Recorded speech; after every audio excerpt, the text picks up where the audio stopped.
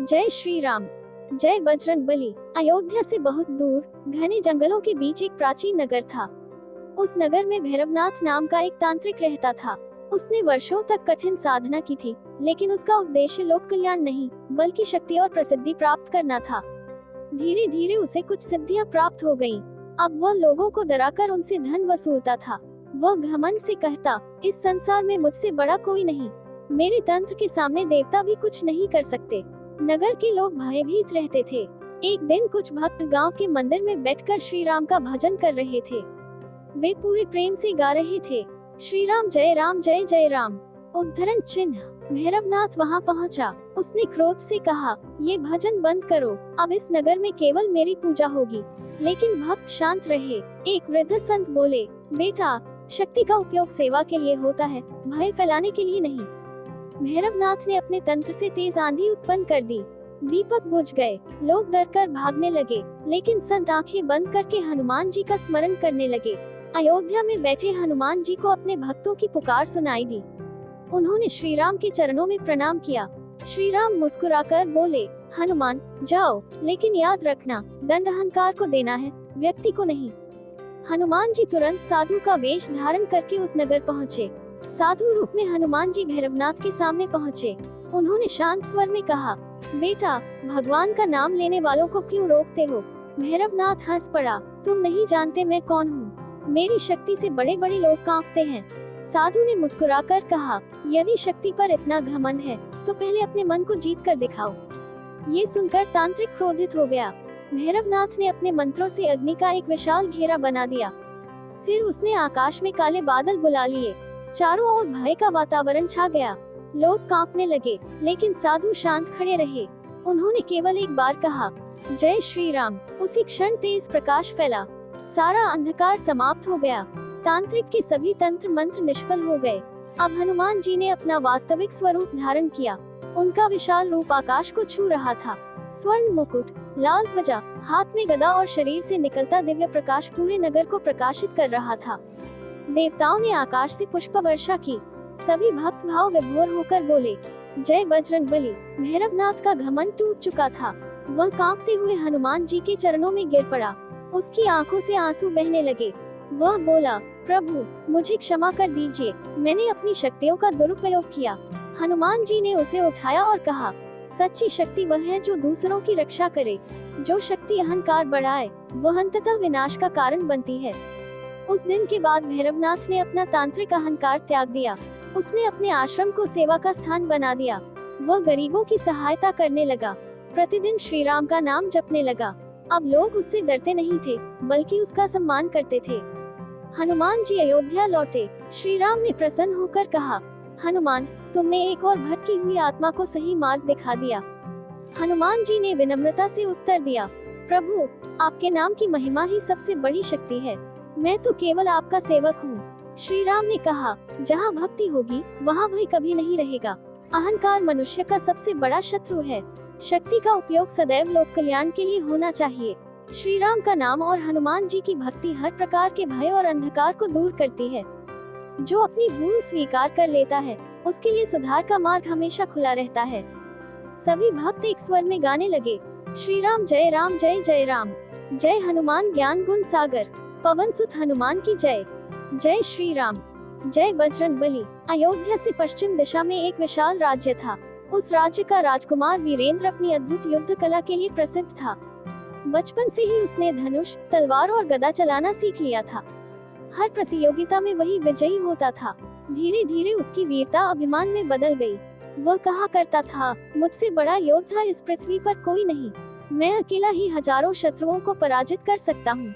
राजा ने कई बार उसे समझाया, लेकिन उसने किसी की बात नहीं मानी। एक दिन राज्य में एक वृद्ध संत आए। उन्होंने राजकुमार से कहा, बेटा, सच्चा वीर वही होता है जो अपने क्रोध और अहंकार पर विजय प्राप्त करे। राजकुमार हंसकर बोला, बाबा, युद्ध जीतने वाला ही सबसे बड़ा वीर होता है। उपदेश देने से कोई महान नहीं बनता। संत मुस्कुराए और बोले, समय तुम्हें सच्चे बल का अर्थ अवश्य सिखाएगा। कुछ दिनों बाद राजकुमार अपने सैनिकों के साथ शिकार के लिए घने जंगल में गया। वह एक तेज हिरण का पीछा करते करते बहुत दूर निकल गया। धीरे धीरे उसके सभी सैनिक पीछे छूट गए। अब वह अकेला था। तभी अचानक घने बादल छा गए, तेज आंधी चलने लगी, रास्ता पूरी तरह खो गया। राजकुमार ने चारों ओर देखा, जंगल में सिंह की गर्जना सुनाई देने लगी। उसने तलवार निकाल ली, लेकिन कुछ ही क्षणों में चारों ओर से जंगली भेड़ियों ने उसे घेर लिया। उसने बहादुरी से युद्ध किया, परंतु उनकी संख्या बहुत अधिक थी। पहली बार उसके मन में भय उत्पन्न हुआ। उसी समय एक वृद्ध वानर वहां आ पहुंचा। वह शांत भाव से एक चट्टान पर बैठ गया। राजकुमार क्रोधित होकर बोला, भाग जाओ, ये युद्ध मेरे और इन जानवरों के बीच है। वानर मुस्कुराया, उसने केवल जोर से गर्जना की। उस गर्जना की ध्वनि से सभी भेड़िए भयभीत होकर जंगल में भाग गए। राजकुमार आश्चर्यचकित रह गया। राजकुमार ने सोचा, यह कोई साधारण वानर नहीं हो सकता। उसने अपना भारी धनुष उठाया और कहा, यदि तुम इतने शक्तिशाली हो, तो मेरा ये धनुष उठाकर दिखाओ। वृद्ध वानर मुस्कुराया। उसने एक हाथ से धनुष उठाकर सहजता से राजकुमार को लौटा दिया। फिर उसने पास पड़ी एक विशाल शिला को भी एक हाथ से हटा दिया। राजकुमार की आंखें आश्चर्य से फैल गईं। राजकुमार ने विनम्र होकर पूछा, आप कौन हैं? उसी क्षण चारों ओर दिव्य प्रकाश फैल गया। वृद्ध वानर का रूप बदलने लगा। उनके शरीर से सूर्य जैसा तेज निकलने लगा। हाथ में स्वर्ण गदा, कंधे पर ध्वजा और मुख पर दिव्य मुस्कान। स्वयं हनुमान जी प्रकट हो गए। पूरा जंगल जय श्री राम के दिव्य स्वर से गूंज उठा। राजकुमार तुरंत भूमि पर दंडवत लेट गया। हनुमान जी ने प्रेम पूर्वक कहा, वीरेंद्र, बल भगवान का दिया हुआ वरदान है। इसका उपयोग दूसरों की रक्षा के लिए होना चाहिए, न कि अभिमान के लिए। उन्होंने आगे कहा, मैंने लंका जलाई, पर्वत उठाया और असंख्य राक्षसों का संहार किया, फिर भी कभी स्वयं को महान नहीं कहा, क्योंकि हर कार्य श्री राम की कृपा से हुआ। राजकुमार की आंखों से पश्चाताप के आंसू बहने लगे। राजकुमार ने हाथ जोड़कर कहा, प्रभु, मुझे क्षमा करें। आज मुझे समझ में आ गया कि सबसे बड़ा योद्धा वह नहीं जो दूसरों को हराए, बल्कि वह है जो अपने अहंकार को जीत ले। हनुमान जी ने उसके सिर पर हाथ रखा और आशीर्वाद दिया, आज से तुम्हारी शक्ति प्रजा की रक्षा और धर्म की सेवा में लगे। इतना कहकर वे अदृश्य हो गए। राजकुमार वापस अपने राज्य लौटा। उसने सबसे पहले उस वृद्ध संत के चरण स्पर्श किए और उनसे क्षमा मांगी। समय बीता। जब वह राजा बना तो उसने न्याय, दया और सेवा के साथ राज्य चलाया। उसके राज्य में कोई भूखा नहीं सोता था। हर मंगलवार को पूरे राज्य में हनुमान जी की आरती होती थी और श्री राम का नाम गूंजता था। लोग कहते, ये वही राजा है जिसे स्वयं पवन पुत्र हनुमान ने सच्ची वीरता का मार्ग दिखाया था। अहंकार सबसे बड़ी हार है, विनम्रता सबसे बड़ी विजय है। सच्चा बल दूसरों की रक्षा करने में है, उन्हें डराने में नहीं। जो अपने जीवन का श्रेय भगवान को देता है, वही वास्तव में महान बनता है। सभी भक्त एक साथ गाने लगे, श्री राम जय जय राम, जय हनुमान ज्ञान गुण सागर, जय श्री राम, जय बजरंग बली। अयोध्या से दूर एक छोटे से गांव में गौरी नाम की एक निर्धन कन्या अपनी वृद्ध माँ के साथ रहती थी। उसके पिता का कई वर्ष पहले देहांत हो चुका था। माँ बेटी मेहनत करके अपना जीवन चलाती थी। गरीबी थी, लेकिन उनके घर में भक्ति का दीपक कभी नहीं बुझता था। हर मंगलवार को वे हनुमान जी के मंदिर जाकर दीपक जलाती और पूरे विश्वास से प्रार्थना करती, हे संकट मोचन, हमारे जीवन की नया भी पार लगा दीजिए। समय बीतता गया। गौरी विवाह योग्य हो गई। एक अच्छे परिवार से विवाह का प्रस्ताव आया। लड़के वाले बहुत सज्जन थे और उन्होंने किसी प्रकार के दहेज की मांग नहीं की, लेकिन विवाह के लिए भी कुछ आवश्यक व्यवस्था करनी थी। माँ के पास इतने भी पैसे नहीं थे कि साधारण भोजन की व्यवस्था कर सके। रात भर बैठकर दोनों रोती रहीं। अगली सुबह माँ और बेटी हनुमान जी के मंदिर पहुँची। दोनों ने दीपक जलाया। गौरी ने आंसू भरी आंखों से कहा, प्रभु, यदि यह विवाह आपकी इच्छा से तय हुआ है, तो इसकी व्यवस्था भी आप ही करेंगे। मुझे आप पर पूर्ण विश्वास है। मंदिर के पुजारी ने उनकी बात सुनी। उन्होंने कहा, बेटी, जहाँ सच्चा विश्वास होता है, वहाँ हनुमान जी कभी देर नहीं करते। विवाह से एक दिन पहले एक वृद्ध यात्री गांव में आया। उसके कंधे पर एक छोटी सी पोटली थी। वह सीधे गौरी के घर पहुंचा और बोला, बेटी, मुझे आज रात ठहरने के लिए एक स्थान मिल सकता है। घर बहुत छोटा था, फिर भी माँ ने मुस्कुराकर कहा, अतिथि देवता के समान होते हैं। हमारे पास अधिक कुछ नहीं, लेकिन जो है वह आपका है। उन्होंने यात्री को भोजन कराया। स्वयं माँ बेटी ने आधा पेट खाकर रात बिताई। सुबह जब वे जागी तो देखा कि आंगन में अनाज के बोरे, नए वस्त्र, फल, मिठाइयाँ और विवाह का आवश्यक सामान रखा हुआ था। पूरा गांव ये देखकर आश्चर्यचकित रह गया। माँ बेटी ने उस यात्री को ढूंढा, लेकिन वह कहीं दिखाई नहीं दिया।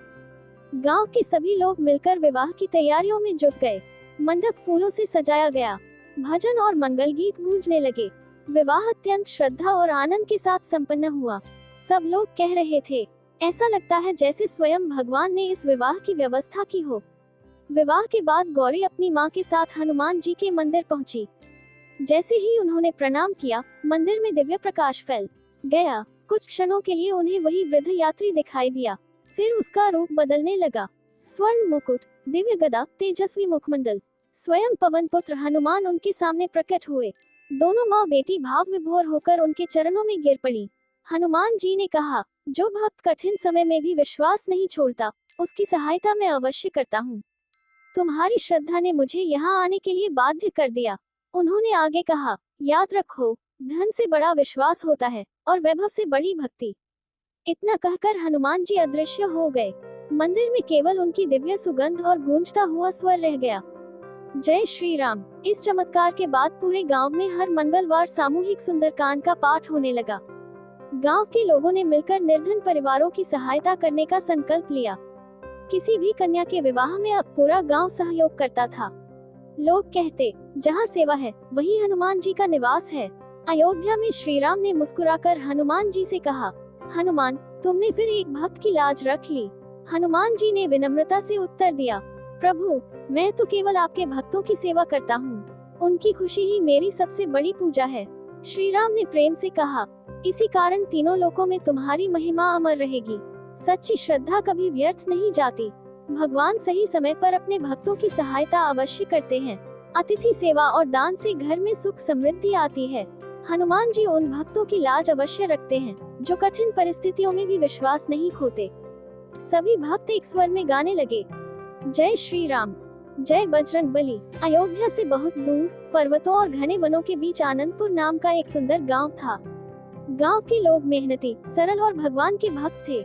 लेकिन एक वर्ष ऐसा आया जब वर्षा बिल्कुल नहीं हुई।